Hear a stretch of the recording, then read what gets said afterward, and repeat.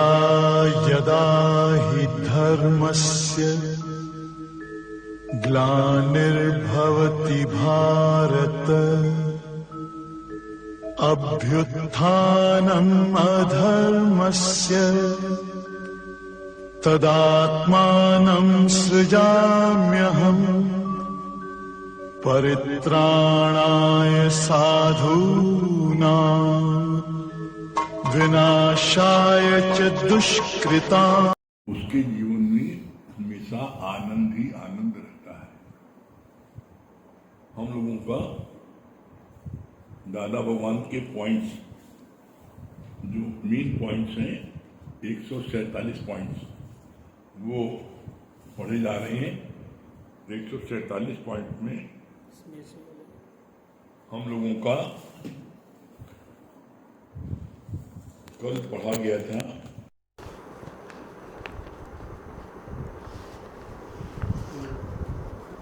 92 number points. 92 number points क्या था? खाना पीना पवित्र है,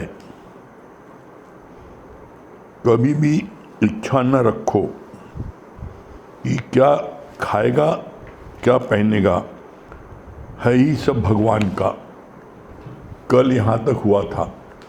आज इसके आगे 93 नंबर पॉइंट्स भगवान क्या बोल रहे हैं 93 नंबर पॉइंट्स में? जिसे सतगुरु मिल गया सब कुछ मिल गया। कितनी बड़ी बात बोली है। जिसे सद्गुरु मिल गया उसे सब कुछ मिल गया। ऐसा क्यों? इसलिए बोला गया परमात्मा का मिलना बड़ा सरल है, गुरु का मिलना बड़ा सरल है, लेकिन सद्गुरु का मिलना बहुत कठिन है, बहुत मुश्किल है सद्गुरु का मिलना। तो अब यहाँ पर प्रश्न ये उठता है कि सद्गुरु कौन है, इसकी पहचान क्या है? जब आपको सद्गुरु की पहचान पता लगे तभी पता लगेगा कि आपको सद्गुरु मिला कि नहीं मिला है। तो सद्गुरु की 3 पहचान बोली है, जिनमें 2 पहचान तो बाहर की है, 2 पहचान बाहर की है, 2 पहचान अंदर की है और 1 पहचान बाहर की है। कैसे? बोला सद्गुरु कौन है? राम नाम का भर भर प्याला आप पिए और मोहि पियावे, न मेले जाए न महंत कहलावे। पहली पहचान ये बाहर की है। सच्चा सद्गुरु कौन है? जो राम नाम का प्याला खुद पिए, राम नाम के प्याला खुद पिए और हमें पिलाए, और न मेले जाए न महंत कहलाए। अपने को महंत नहीं कहलाता। जो सच्चा सद्गुरु होता है वो कभी नहीं कहता मैं गुरु तू चेला, वो कभी नहीं कहता मैं गुरु मैं भगवान तू शिष्य। सच्चा सद्गुरु क्या बोलता है? जो तू है सो मैं हूँ और जो मैं हूँ सो तू है, मोहि तो ही भेद कैसा। वो पहली दिन बोलता है राम नाम का भर भर प्याला आप पिए और मोहि पियावे। और न किसी मेले जाता है, कुंभ मेला लगा, इमरन मेला लगा, बिना पूजा के रहता नहीं, बिना पैर छुए रहता नहीं। तो गुरु उसके उस भाव को रखने के लिए कुछ बोलता नहीं, लेकिन सद्गुरु के अंदर में ऐसी कोई इच्छा नहीं रहती कि मेरे को कोई पूजे, मेरे को चढ़ाव चढ़ाए, मेरे पैर छुए। उन्हीं वो उसके भाव को रखने के लिए वो उसके उस कार्य को सहन करता है और सहज हो जाता है। कैसे? इसका हमने अपने जीवन में खुद अनुभव किया। गोरखपुर गए थे और गुरुजी सत्संग से जब उठे तो मेरे मन में आया कि आज इलाहाबाद लौटना है, तो गुरुजी के से विदा ले लें और चरण छू लें। लेकिन वो साड़ी ऐसी पहने थे कि उनका पैर ही नहीं दिखाई पड़ रहा था, इतनी नीची पैर, एकदम साड़ी एकदम बिल्कुल जो है ज़मीन में लथर रही थी, ज़मीन में छू रही थी, तो उनका पैर बिल्कुल दिखाई नहीं पड़ रहा था। तो मन में आया कि साड़ी हटा करके पैर छू लें, लेकिन तुरंत अंदर वाले ने रोका, नहीं ये अशिष्टता है, साड़ी हटा के पैर छूना अशिष्टता है। लेकिन मन में बड़ी ललक थी कि जा रहे हैं और गुरु का आशीर्वाद नहीं मिल पा रहा है और जा रहे इलाहाबाद। तो बस मन में भाव आया कि अगर गुरु जी चरण दिख जाते तो छू लेते तो बड़ा आनंद आता। मन में सिर्फ इतना हमारे भाव आया और गुरु जी ने क्या बोला, तुम बैठो हम आते हैं।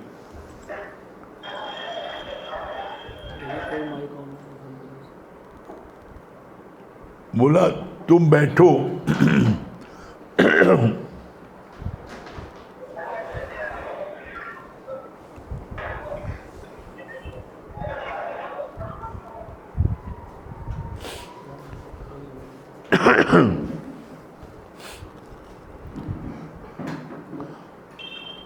हमने कहा गुरुजी आज जाना चाहते हैं, आपकी आज्ञाओं चले जाए।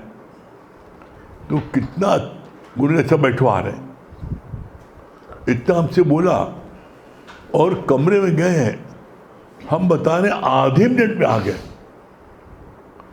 और सलवार सूट में आ गए।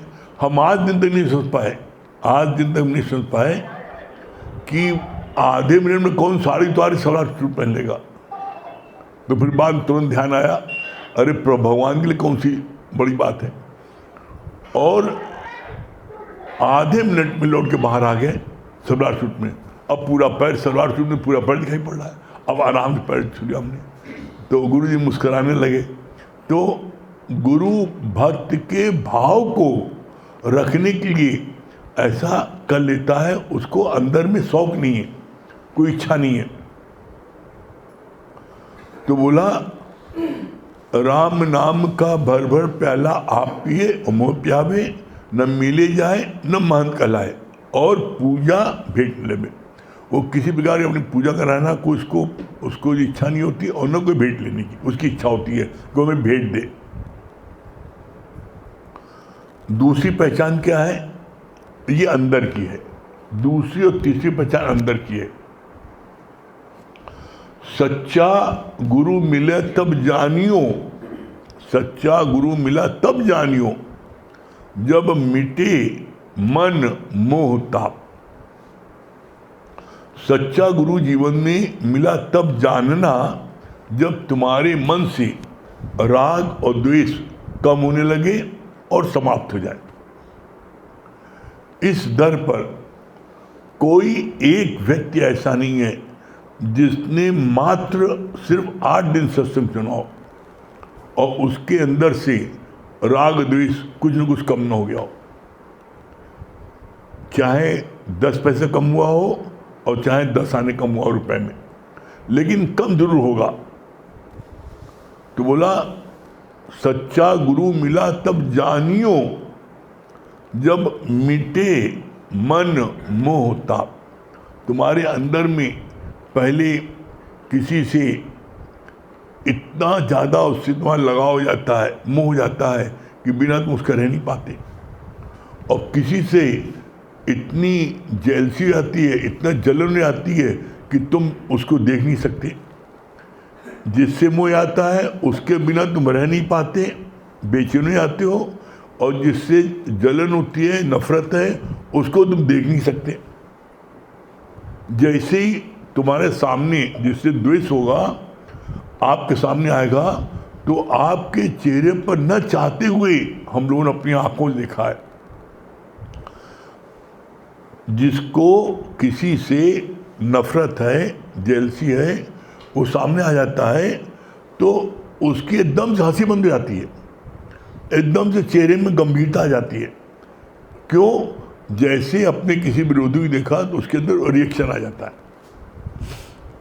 इस ज्ञान को सुनने के बाद ये बात असंभव है कि आपके चेहरे पर वो खिंचाव आ जाए, रिएक्शन ऐसा आ जाए, आपके चेहरे पर धीरे धीरे देखना कम होता जाएगा और एक समय ऐसा आएगा कि कोई कितना भी आपका विरोधी हो, कितनी आप बुराई करता हो, उसके बाद भी आपके सामने आएगा, उसको आप बड़े प्रेम से मिलोगे, उससे आप एक लेस मात्र भी उससे आप नफरत नहीं कर पाओगे, ना आपके चेहरे पर कोई तनाव आएगा।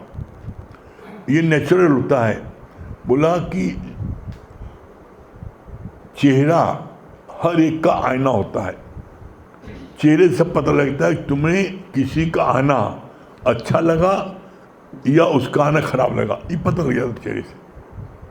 आप किसी भी अपने रिश्तेदार को जाइए, किसी दोस्त को जाइए, उसके चेहरे से पता लग जाता है कि इसके घर पर, इसके यहाँ पर, इसके सत्संग में, या इसके जैसे किसी का कहीं आपको अपना अधिकार जमा रखा है सत्संग में, मान लो किसी ने अपना एक छत्र राज कर रखा है और आप वहाँ पहुँच गए तो उसको लगता है हमारी गद्दी छीने आए, एकदम तनाव आ जाएगा। बिल्कुल देखो उसके अंदर चेहरे में एकदम बिल्कुल तनाव आ जाएगा।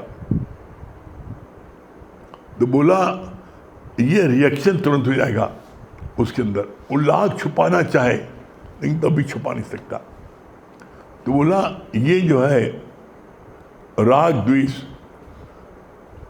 सच्चे गुरु की पहचान है कि आप जब उसकी शरण जाओगे तो आपके अंदर में इसकी कमी होने लगेगी और नित्य ज्ञान सुनोगे तो आपके अंदर में राग द्वेष समाप्त हो जाएगा। सच्चा गुरु मिला तब जानियो जब मिटे मन मोह ताप। मोह ताप होता है राग और द्वेष। आपको बच्चे बड़ा राग होता है और किसी उससे जो है जैसे नफरत उससे दुश्मनी होती है, तो राग द्वेष आपका समाप्त हो जाएगा। और तीसरी पहचान क्या है? वो भी अंदर की है।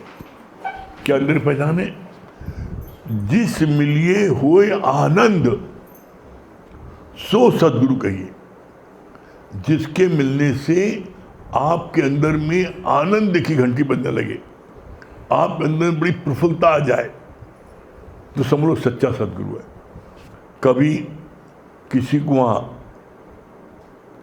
जाना हो और आप के अंदर उसके आने पर बड़ी अंदर में आनंद की अनुभूत हो, अब आप की कर्तव्य मुक्त होकर के आप सोचो कहाँ बैठाएं, क्या खिलाएं, क्या पिलाएं, मतलब ऐसी स्थिति आती है कि आदमी का दिमाग ही चलना बंद हो जाता है।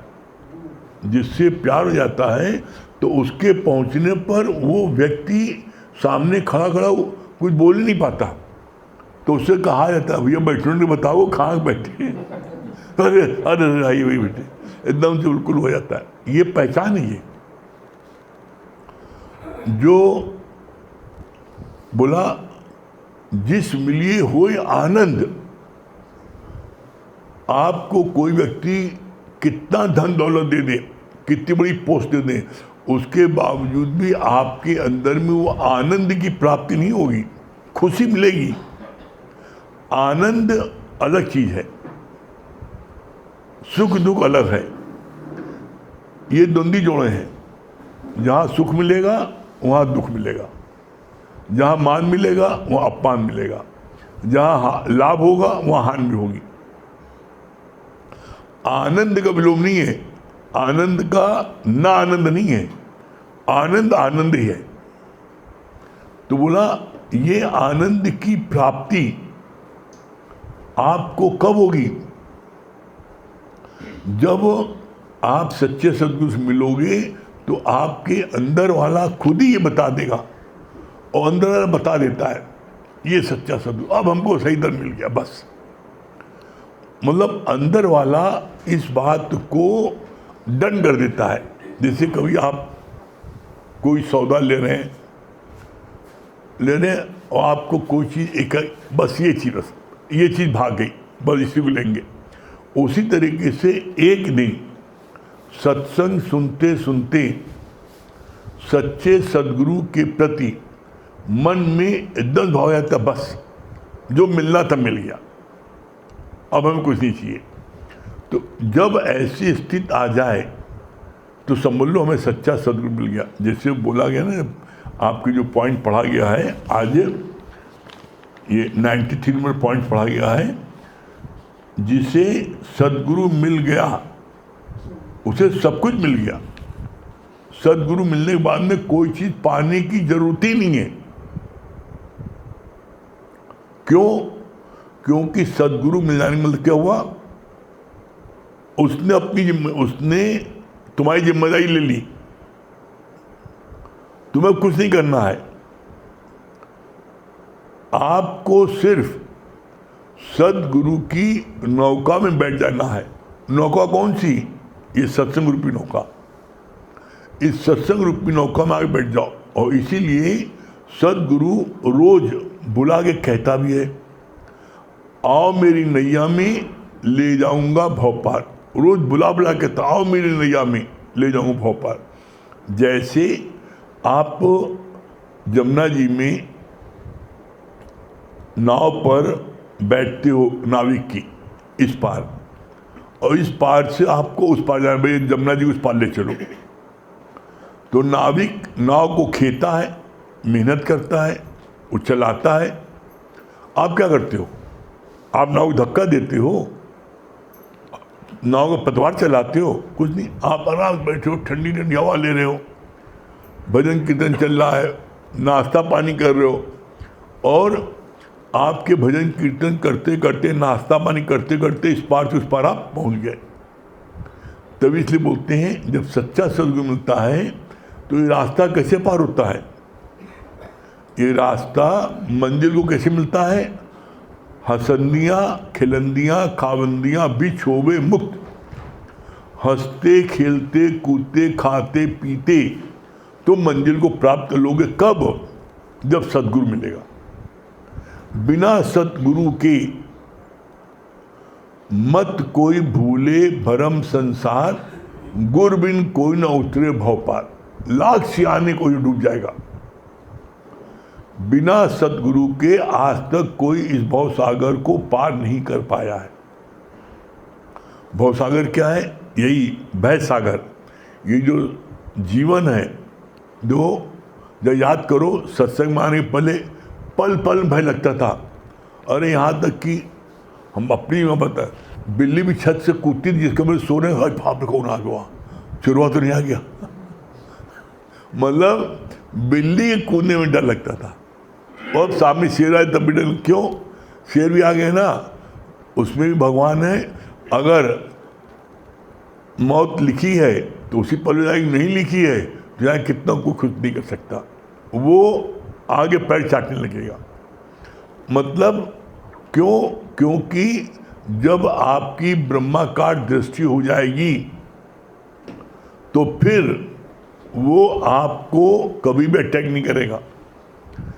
आपके अंदर में ब्रह्माकार दृष्टि हो नहीं पाती। और ब्रह्माकार दृष्टि हो नहीं पाती क्योंकि हम अपनी चलाते हैं। हम गुरु की 100% बात नहीं मानते। 100% बात क्या है? जैसे गुरु जी क्या बोलते हैं, रोज बोलते हैं कि अपने जीवन को पहला 6 घंटे साउंड स्लीप, 6 घंटे साउंड स्लीप, फिर दूसरे 6 घंटे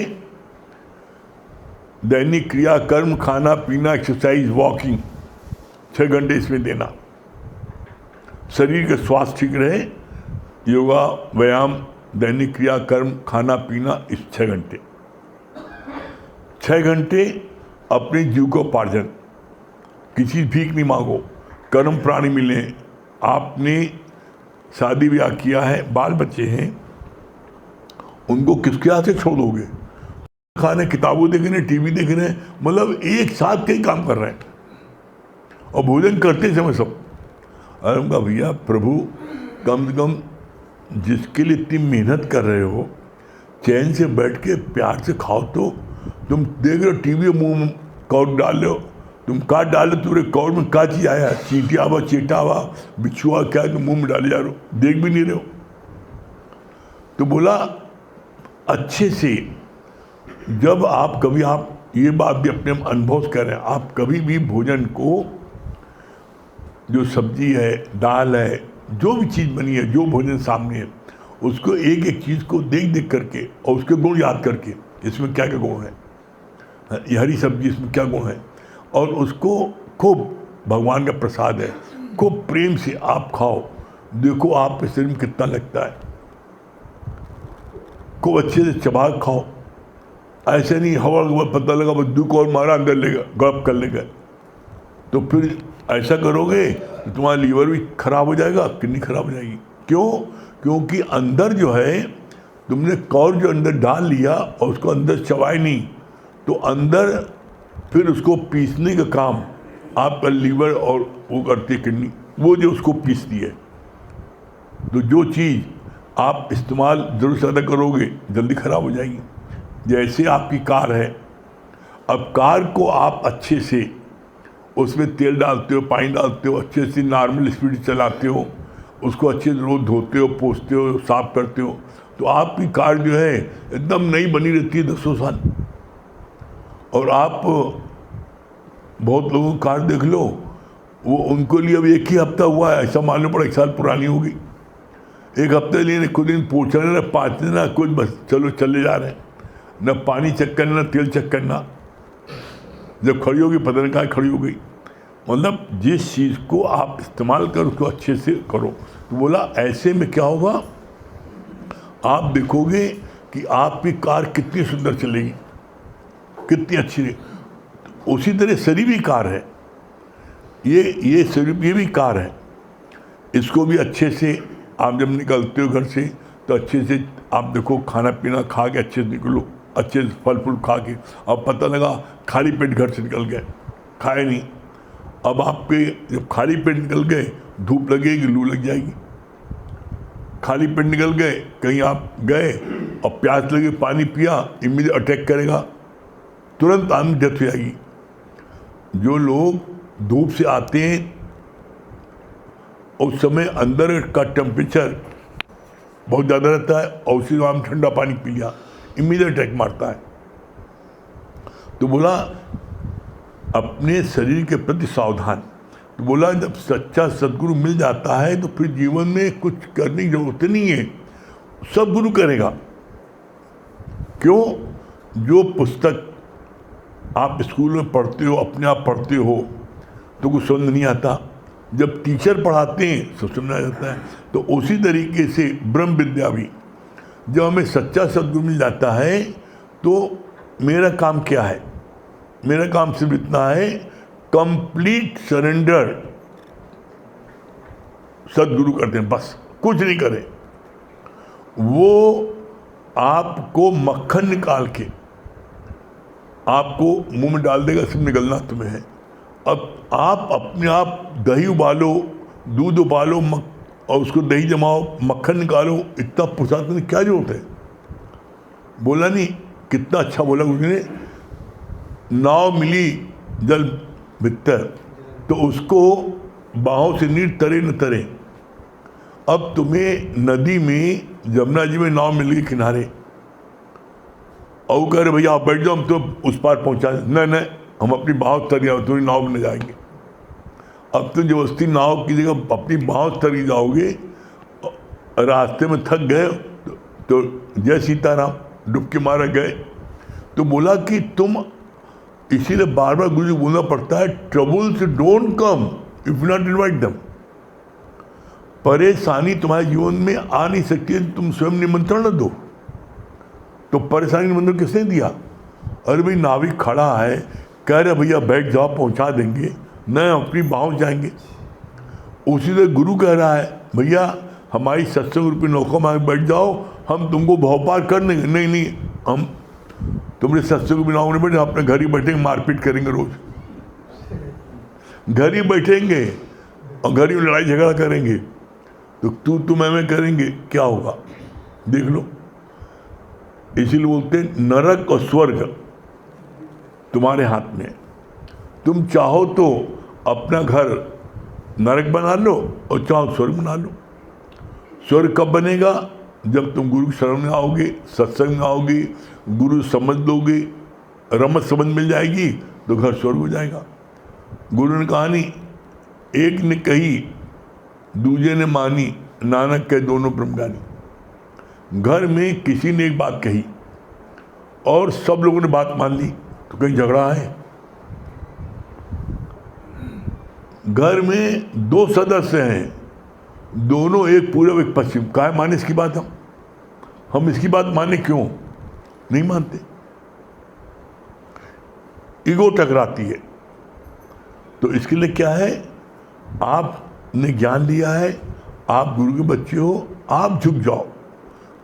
गुरु जी बोलते हैं कुछ कीमत देनी पड़े दे के शांति परचेज करो। शांति परचेज करने के लिए तुम्हें झुकना पड़ेगा, तुम्हें मिटना पड़ेगा।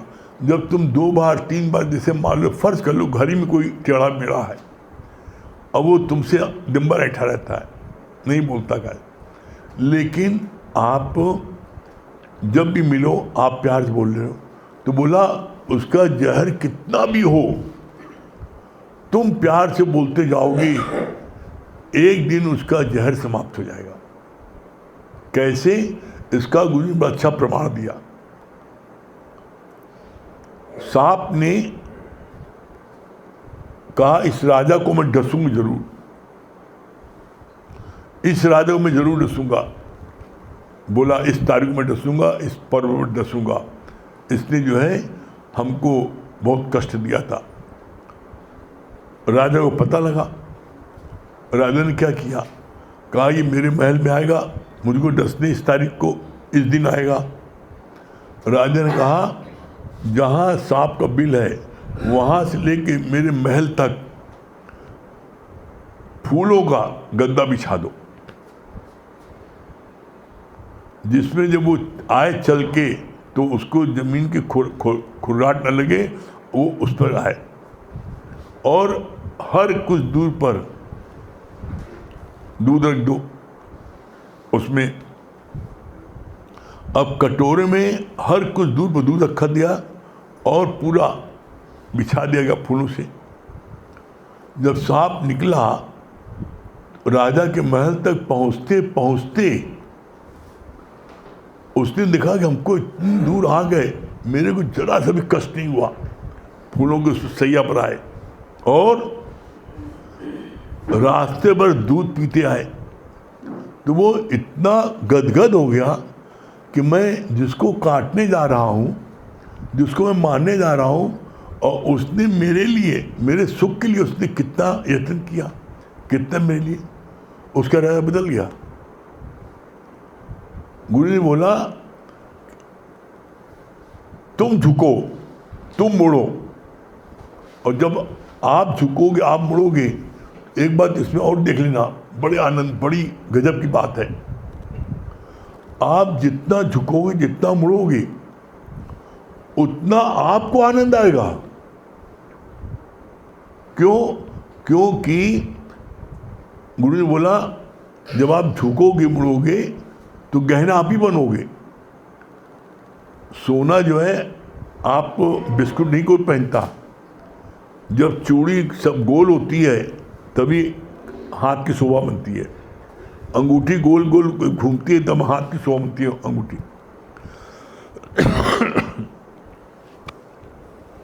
तो बोला कि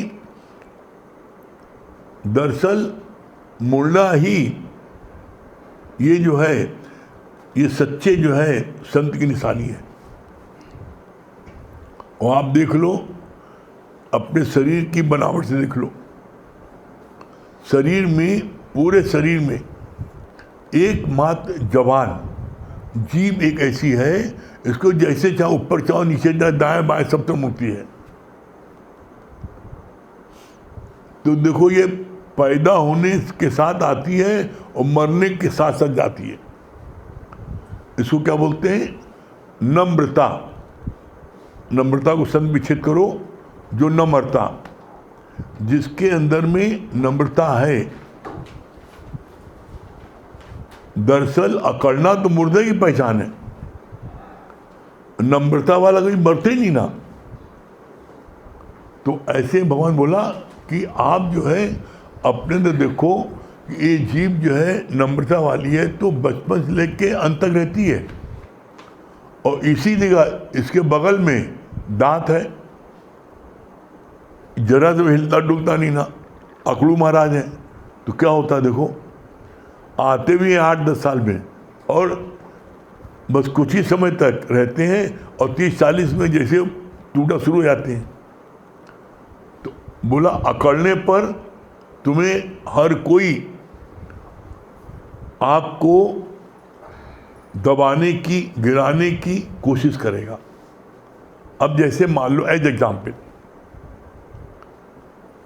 कोई व्यक्ति आता है, नम्रता वाला है, वो जो है चुपचाप जो है बैठ जाता है जमीन पर, चुपचाप शांति से बैठता है।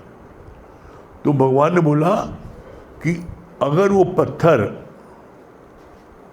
लगाने लायक है तो पत्थर जहाँ लगाए वहीं बैठाया जाएगा उसको। लेकिन वो जो है आ करके और अकड़ के आ करके बगल में कुर्सी के बैठ जाए, तो जितने लोग, सब लोग के मन में कैसे उसको हटाएं। देखो आपके अंदर रिएक्शन क्यों आया, क्योंकि उसके अंदर अकड़ थी और अकड़ के अपने आप उसने खींच के बैठा और वही नम्रता वाला है बैठ गया। तो आप नहीं, इसको बनाएं, इसको इज्जत दें, इसको प्यार करें। क्यों? आपको उससे कोई खतरा नजर नहीं आ रहा है, और जो बगल में बैठ गया उससे आपको खतरा नहीं आएगी। अभी बगल में हमको भी नहीं रखी अकेले, इसलिए इसको पहले ही इसको करो। तो भगवान बोलते हैं कि किसी को आनंद मिले न मिले, लेकिन तुम प्यार करोगे। कोई तुमसे जेलसी रख रहा है तो उसको जलन कुड़न होगी, तुम्हें नहीं होगी। तुम मस्त हो, तुम मस्ती में अपना मस्त हो। अगर वो नफरत कर रहा है तो उसके अंदर हो रही ना, जल हो रहा है, लेकिन तुम उससे रिवेंज की भावना रखोगे, तुम भी जलोगे, तो तुम्हारा मन प्रसन्नचित नहीं रह सकता। ये सारी युक्ति कौन देता है? सदगुरु। इसीलिए सदगुरु के मिलने के बाद हमें कुछ नहीं करना, हमें सिर्फ बस जम के उसी के पैरों के पास हमें रहना है। कैसे? जैसे जितनी मछलियाँ मछुआरे के पैरों के पास रहती हैं वो कभी भी जाल में नहीं फंसती, और जो मछलियाँ दूर रहती नदी में वो सब फंस जाती हैं। तो हम जीवन में कभी भी कहीं नहीं फंसने पाएंगे यदि हम गुरु की शरण में रहेंगे। तो यहाँ पर ज्ञान को अगर हम सच्चे समझ से गुरु से पूछ के चलेंगे तो हमें कभी भी मन में हलचल नहीं होगी, कभी भी हमारे अंदर में ये भाव नहीं आएगा कि हम इस राह पर बढ़ नहीं सकते। जब हम अपनी मन बुद्धि चलाते हैं, अपने अनुसार कार्य करते हैं, तभी में धोखा मिलता है। और गुरु से पूछ के कार्य करो, कोई भी कार्य करो, गुरु से तुमने पूछ लिया तो उससे क्या होता है, हमारा मन बड़ा संतुष्ट, मैंने पूछ लिया, हमें कोई चिंता नहीं ना। तो ऐसे में जब पूछ के चलोगे तो कभी भी जीवन में आपको असफलता नहीं मिलेगी, और कभी जीवन में आपके किसी प्रकार का कोई जिसको बोलते हैं परेशानी नहीं आएगी। परेशानी आती तब है जब हम अपनी मन बुद्धि चलाते हैं। देख लो अभी भी, और सब ये काम सरल नहीं ना, ये काम बहुत कठिन है। ये मनुराम, अरे बाप रे, ये मनुराम इतने गजब के हैं, पंडित बन जाता है। ये पंडित बन जाता है, तिलक लगा के बड़ा एकदम कान में चुप के बोलेगा, पागल हो कहा, तुम सब बेवकूफ़ बना रहे हैं। तुम्हें ऐसा चुपके बोलेगा कि तुम एक समय ऐसा आता है कि गुरु के तुम खिलाफ हो जाते हो। क्यों? क्योंकि कान बोल गया। इसीलिए गुरु ने बोला करोड़ में कोई एक इस सत्संग में आता है, करोड़ में कोई एक इस सत्संग में चलता है, करोड़ में कोई एक अंत तक गुरु से निभा पाता है। करोड़ों में कोई एक, बाकी सब जहां तक कोई भी कर्म देखा तुरंत भागे। जैसे बोला नहीं कबीर ने, जब कबीर का बड़ा नाम होने लगा, बड़ा उसके वो, तो कबीर ने देखा ये तो बहुत से झूठे लोग आ रहे हैं, कैसे करें? तो कबीर ने एक वैश्या को बोला, जब हम सत्संग करते रहेंगे उसमें तुम आना और ये कहना तुम रात में आए थे, तुम्हारा तो कोई अंगूठी छूट गई है। और उसे आगे कह दिया। अब जितनी पब्लिक, अरे बाप रे, ये को देखो ये सत्संग कर रहा है, और रात को वहां को आ रहा, सब भाग गए, सिर्फ दो बैठे रहे। तो ऐसी लीला भी गुरु करता है कभी कभी। तो बोला इसलिए कभी भी मनुराम कुछ गलत सलत बोले तो तुम गुरु से उस चीज के लिए तुम खूब अच्छे से बात कर लो, खूब परखो, जांचो, खूब सब करो, और बिना जांचे परखे गुरु मानो भी नहीं। उल्टी कहते मत मानो, तुम अपना दोस्त मानो, साथी मानो, अपना जो है तुम टेलर मानो, कुछ मानो, मत मानो गुरु। और जो अभी पहचान बताई गई सदगुरु की, जिससे बोला कि ना जब जीवन में सदगुरु मिल जाता है तो उसको फिर कुछ करना नहीं है, उसको सब कुछ मिल गया। तो सदगुरु कौन है? जो 3 पहचान बोली गई। पहली बोली गई राम नाम का भर भर प्याला आप पिए और मुँह प्यावे, न मेले जाए न महंत कहलाए, और पूजा भेंट न ले। पहली पहचान ये बाहर की है, राम नाम का भर भर प्याला आप पिए और मुँह प्यावे, न मेले जाए कहीं मिले और न महंत कहलाए, और अपने महंत में निकाला था। कहता जो तू है सो मैं हूँ, और जो मैं हूँ सो तू है।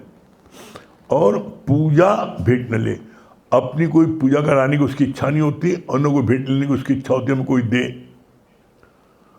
दूसरी और तीसरी पहचान अंदर की है। क्या बोला?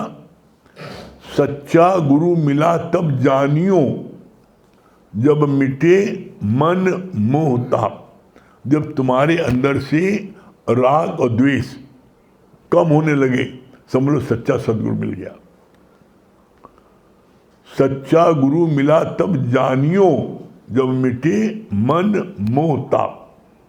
ये अंदर पहचान है। और तीसरी पहचान अंदर फिर है। क्या बोला?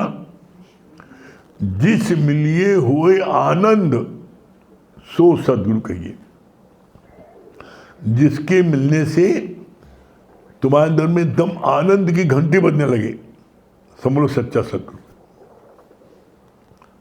और जब ऐसा अंदर वाला बोले तब मानो, नहीं तो मत मानो।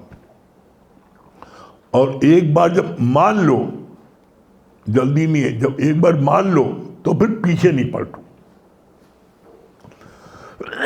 ठीक है?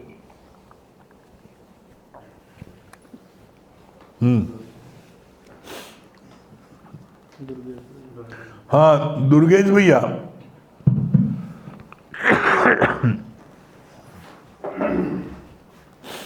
दुर्गेश भैया दिल्ली।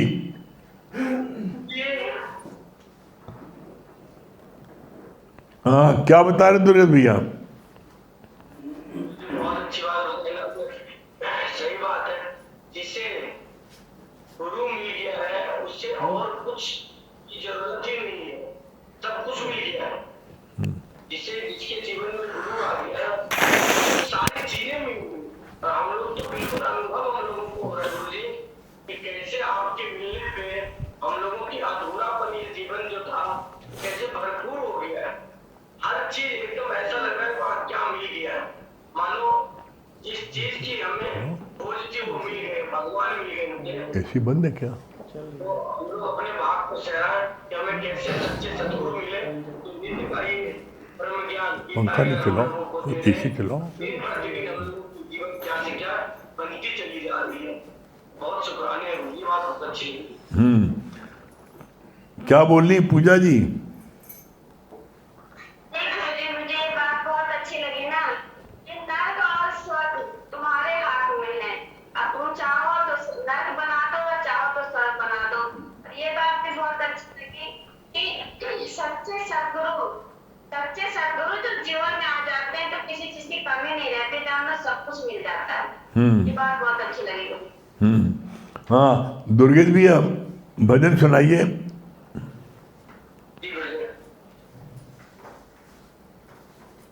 मुझको जमीन आसमां मिल गए, गुरु क्या मिले भगवान मिल गए,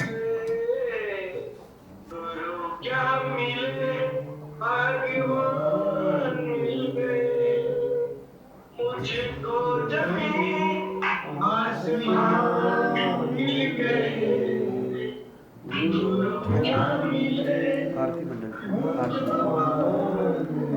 बहुत बढ़िया, वेरी गुड। आज आपका जो है गला ठंडा गया है थोड़ा।